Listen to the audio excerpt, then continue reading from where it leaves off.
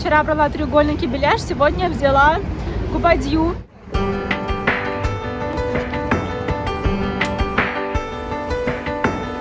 Очень не хватало, да.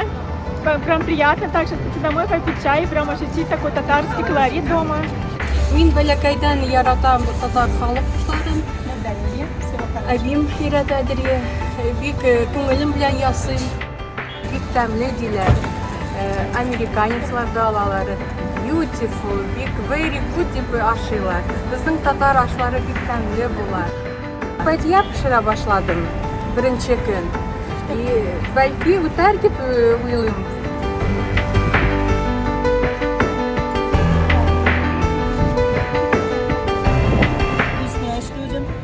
Сразу беру, даже бывает не запоминают название. Треугольник, все, этого достаточно.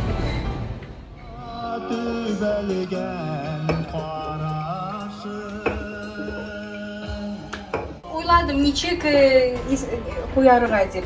Ну, бәхетле.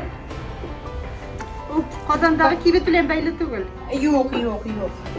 Аларда үзләренең бәхете, бездә Америкада үзебезнең бәхетебез булыр, алар бирсә. Әнием минем Казандан, Саба районындан, Урымшелмә авылындан килделәр.